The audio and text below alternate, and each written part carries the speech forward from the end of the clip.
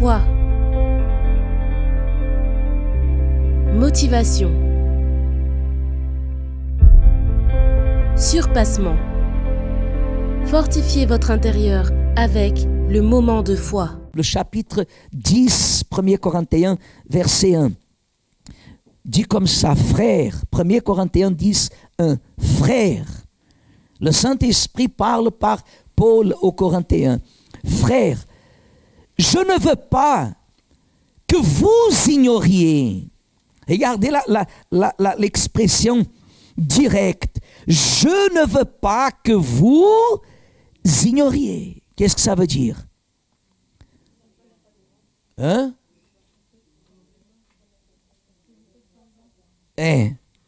Je ne veux pas que vous soyez dans l'ignorance.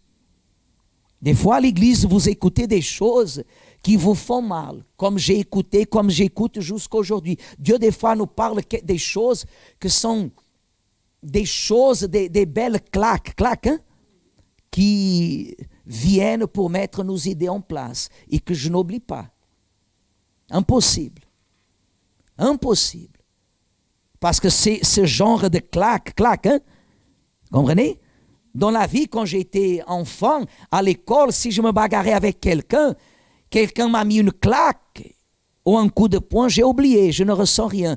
Mais quand je me souviens des claques que ma mère, elle, des claques, non, des fessées que ma mère, elle, m'offrait gratuitement, je n'oublie pas. Pourquoi? Parce que c'était pour mon bien. Alors il dit, je ne veux pas que vous ignoriez que nos pères ont tous été sous la nuée, qu'ils ont tous passé au travers de la mer, qu'ils ont tous été baptisés en Moïse dans la nuée et dans la mer, qu'ils ont tous mangé le même aliment spirituel et qu'ils ont tous bu le même breuvage spirituel, car ils buvaient à un rocher spirituel qui les suivait, et ce rocher était Christ. Église, qu'ils ont tous.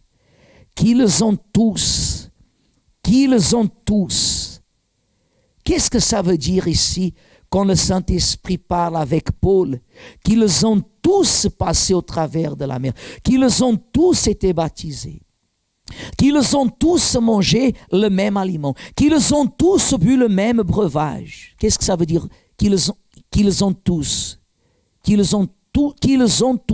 été.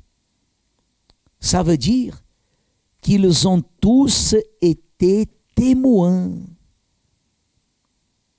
N'ignorez pas que nos pères, ils ont été témoins de ce que Dieu a fait pour eux. Ils ont vu. C'est pour cela que la mission du peuple d'Israël jusqu'aujourd'hui, c'est de faire que les Juifs aujourd'hui, qu'ils considèrent que sont eux-mêmes qui sont sortis de l'Égypte.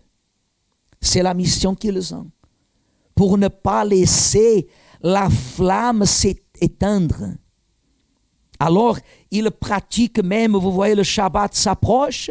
Chaque Shabbat, ils vont en famille, en norme, les pratiquants. Ils se réunissent autour d'une table. Ils prennent le vin, ils prennent le pain azim. Et là, ils font la cérémonie pour qu'ils n'oublient jamais d'où Dieu les a fait sortir. On est en train de parler dans le monde entier, là où il y a un juif. Là où il y a un juif. Il met la kippa, il récite quelques psaumes, quelques lectures, quelques chants, et il fait exactement ce qui représente pour nous la Sainte Seine. Ce qui représente dès le commencement ce que Dieu avait ordonné à perpétuité quand le peuple est sorti de l'Égypte. Vous voyez qu'ils ont été tous témoins. Ils savent ce qui est arrivé. Mais l'intéressant, c'est au verset 5. Parce que même en étant tous été témoins, qu'est-ce que dit au verset 5? Mais la plupart d'entre eux ne furent point agréables à Dieu, puisqu'ils périrent dans le désert. Puisqu'ils périrent dans le désert. C'est ce que ça veut dire? C'est la compréhension. Ils ont péri dans le désert parce qu'ils n'ont pas plu à qui? À Dieu. La vie de beaucoup de personnes témoigne pas la punition de Dieu, pas le rejet de Dieu, pas le refus de Dieu, mais la vie de beaucoup de personnes témoigne qu'elles ne sont pas en train de plaire à qui? À Dieu. La Bible dit, mais la plupart, qu'est-ce que ça veut dire la plupart? La majorité n'ont pas plu à Dieu parce qu'ils ont péri dans le désert. Avec ça veut dire alors que la personne qui affronte des luttes et elle souffre, c'est parce qu'elle déplaît à Dieu. Non, parce que le désert n'est pas un endroit de punition. Quand Dieu, il nous amène au désert, il permet que nous affrontions des déserts. C'est parce que ce que Dieu veut faire dans notre vie, jamais l'œil a vu, et le reste, vous savez déjà. Jamais. Le désert, des fois, nous affrontons, sont des situations contraires. Des fois, Dieu permet que nous affrontions des situations inattendues. On a perdu quelque chose. On a déjà vu ça. Des personnes qui ont eu des expériences à niveau conjugal, une vie conjugale d'échec, une vie... Ce n'était pas pour être comme ça.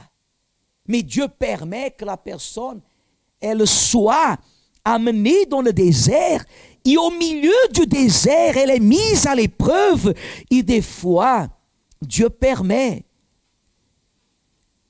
comme je disais, que l'échec arrive, que la défaite arrive.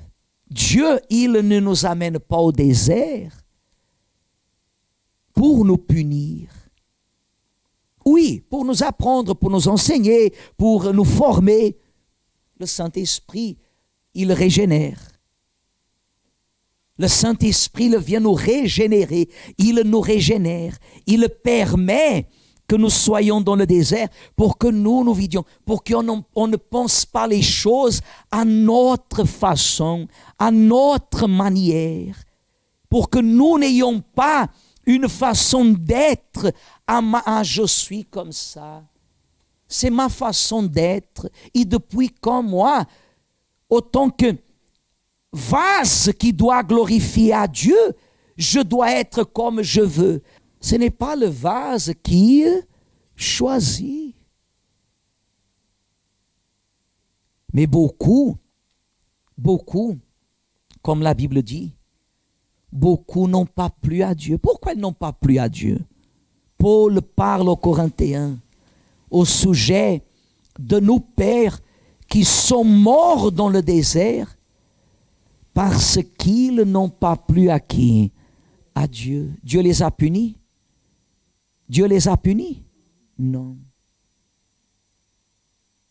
Tout simplement, ils ont abandonné l'Éternel. Ils ont méprisé le Saint d'Israël.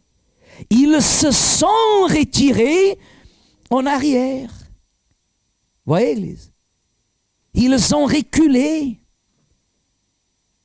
C'est une offense à Dieu. Jésus arrive.